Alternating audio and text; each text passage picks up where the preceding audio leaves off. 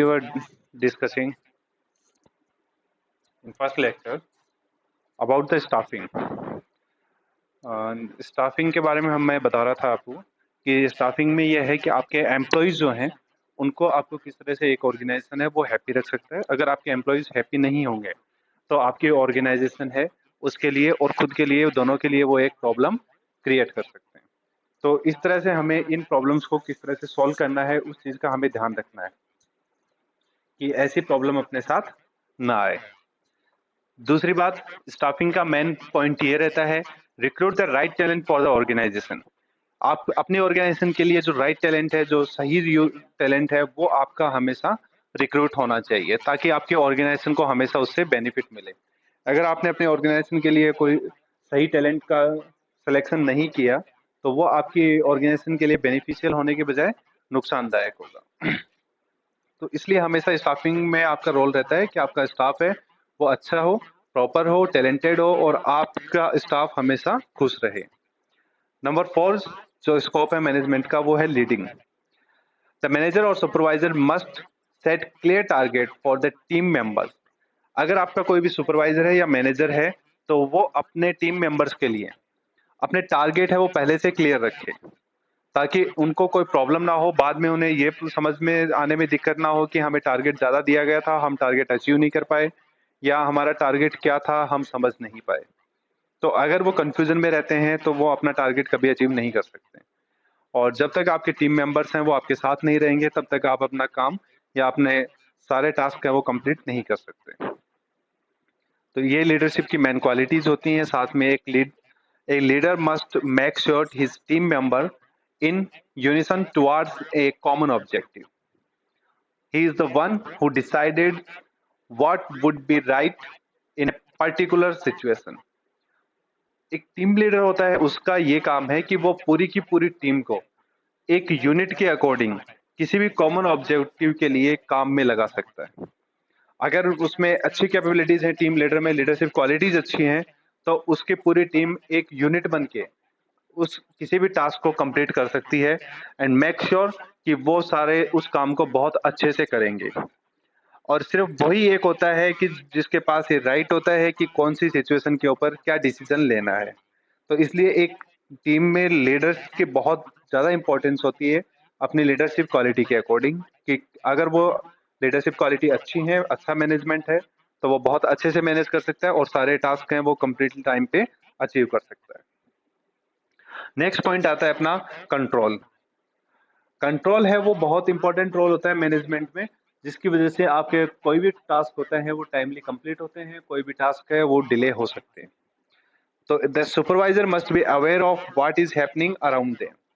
अगर उनके पास कंट्रोल है तो दैट मीन्स सुपरवाइजर को पता रहेगा कि क्या क्या हो रहा है, क्या नहीं हो रहा है, कौन सा काम कंप्लीट हो रहा है, कौन सा काम कंप्लीट नहीं हो रहा है, कहाँ अपने प्रॉब्लम क्रिएट हो सकती हैं और कहाँ अपनी प्रॉब्लम्स का सॉल्यूशन मिलेगा। Hierarchies should be well defined for an effective management. अगर आपका कोई मैनेजमेंट सिस्टम है दैट मीन्स वहां पे हायरार्की की आपको रिक्वायरमेंट रहेगी। कौन किसको लीड करता है, कौन किसको रिपोर्ट करता है, तो दोनों चीजें हमेशा क्लियर होनी चाहिए। आपको किसको रिपोर्ट करना है और आपको किससे काम करवाना है। तो दोनों चीजें अगर आपके क्लियर हैं तो दैट मीन्स आपके पास सारे टारगेट्स आपके क्लियर होंगे, आपके डिसीजंस हैं वो क्लियर रहेंगे। तो आप एक बेनिफिशियली कंट्रोलिंग वे में आप अपने ऑर्गेनाइजेशन के लिए काम कर सकते हैं। The reporting bosses must review the performance and progress of their subordinates and guide them when ever required. जिस बॉस को भी हम अपनी रिपोर्टिंग देते हैं उसे हमेशा आपकी परफॉर्मेंस को रिव्यू करना चाहिए, आपकी प्रोग्रेस है जो भी उसके सबऑर्डिनेट्स हैं उनकी प्रोग्रेस को चेक करना चाहिए और जहां उनको रिक्वायरमेंट होती है गाइडिंग की वहां उन्हें गाइड भी करना चाहिए। तो अगर आपका जो बॉस है वो आपको इन सब चीजों में हेल्प करता है तो आपकी ऑर्गेनाइजेशन के लिए आपका बॉस और आप दोनों बहुत ही इफेक्टिवली वर्क कर सकते हैं। नेक्स्ट है आपका time management. Time management also plays an important role in any organization that you have to complete all the tasks within given time frame. And effective time management helps the employees to do the right thing at the right time. Obviously, अगर आपका time management सही है that means आपको जो भी task दिया गया है वो आप कंप्लीटली टाइम फ्रेम में कंप्लीट कर सकते हैं। Second, managing time effectively always page in the long run. अगर आपने हमेशा अपना टाइम है वो टाइम से मैनेजमेंट किया है, दैट मीन्स जिसका टाइम मैनेजमेंट अच्छा होता है वो हमेशा बहुत दूर तक जाता है। ये अपन कहावत सुनी होगी सभी ने कि जो अपने टाइम को प्रॉपर्ली मैनेज करता है वो बहुत अच्छे से अपना काम कंप्लीट कर सकता है। तो ये एक बेसिक मैनेजमेंट फंडा भी है कि आपने अगर अपना टास्क कंप्लीट किया तो वो हमेशा ट्रस्टवर्थी रहता है। आपके जितने भी कस्टमर्स हैं उनके लिए आपके उनके मन में आपके लिए एक ट्रस्ट बन जाता है कि हाँ, हम जब भी इनको कोई भी ऑर्डर देते हैं, कोई भी काम दिया जाता है तो वो काम हमें हमेशा टाइम पे कंप्लीट मिलेगा। तो वो एक मार्केट में अपना ट्रस्ट बनाने का, अपनी लाइजनिंग बनाने का मौका होता है जिसे हम टाइम फ्रेम या टाइम मैनेजमेंट के थ्रू अचीव कर सकते हैं। नेक्स्ट पॉइंट आता है अपना motivation. Motivation goes a long way in binding the employees together. अगर हम एम्प्लॉयज को टाइम टू टाइम मोटिवेट करते रहते हैं तो वो सारे एम्प्लॉयज को एक साथ बाइंड करके रख सकता है, एक साथ बांध के रख सकता है, जिसकी वजह से वो सारे एक यूनिट के रूप में काम करेंगे। Second, appreciating the employees for their good work or lucrative incentive scheme go a long way in motivating the employees and make them work for a longer span of time. अगर हम अपने employees को appreciate करते हैं उनके अच्छे काम के लिए, या फिर उनको कोई ऐसे लुभावने इंसेंटिव ऑफर देते हैं जिनकी वजह से वो बहुत देर तक अपना काम कर सकते हैं और उनको ज्यादा मोटिवेशन मिलता है अपना काम करने के लिए, तो वो एक नॉर्मल टाइम ड्यूरेशन के अलावा बहुत अच्छे से अपना काम और बहुत ज़्यादा टाइम ड्यूरेशन के लिए कर सकते हैं।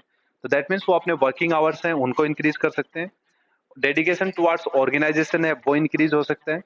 एक ही ऑर्गेनाइजेशन में एक एम्प्लॉय है वो ज़्यादा टाइम के लिए रुकेगा, तो इन सब चीज़ों से हमें क्या बेनिफिट होगा कि वही जो एम्प्लॉय जो काफ़ी टाइम से एक ही अपना टास्क कंप्लीट करते हुए आ रहा है वो उसे बहुत ही परफेक्टली और कम टाइम ड्यूरेशन में कंप्लीट कर सकता है। बिकॉज किसी भी ऑर्गेनाइजेशन के लिए उसके पुराने एम्प्लॉयज हैं वो बहुत इंपॉर्टेंट होते हैं। जितने एम्प्लॉयज उसके पुराने होंगे उतना मैनेजमेंट उसका अच्छा रहेगा। तो यही एक पहचान होती है किसी भी ऑर्गेनाइजेशन की कि आपके ऑर्गेनाइजेशन में कितने एम्प्लॉयज हैं वो हमेशा आपके साथ टिके रहते हैं। कोई भी ऑर्गेनाइजेशन या कोई भी मैनेजमेंट किसी भी सिंगल पर्सन से नहीं बनता। आपके मैनेजमेंट के लिए, आपके ऑर्गेनाइजेशन के लिए आपको पूरी टीम को साथ लेके चलना पड़ता है। और एक इफेक्टिव मैनेजमेंट वही होता है जिसके अंदर आप ये सारी चीजें हैं वो अचीव कर सकते हैं। अपने स्टाफ को आप साथ में लेके चल सकते हैं, उनको हमेशा मोटिवेट रख सकते हैं, टाइम पे अपने काम कंप्लीट कर सकते हैं, अपना प्रोसेस है वो आपका कंप्लीट हो, आपकी प्लानिंग है वो परफेक्ट हो, आपके ऑर्गेनाइजिंग है वो एबिलिटी आपकी अच्छी से अच्छी हो। तो इस तरह से अगर ये सारी एबिलिटीज अपन अचीव करते हैं तो अपना मैनेजमेंट है वो बहुत अच्छा होगा और हमें हमेशा प्रॉफिट ही मिलेगा अपनी ऑर्गेनाइजेशन में।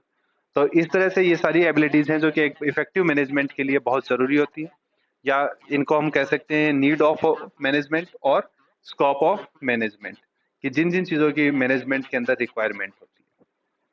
तो उम्मीद है आपको सारी चीजें समझ में आई होंगी। बाकी टॉपिक अपन नेक्स्ट लेक्चर है उसमें कवर करेंगे। Thank you.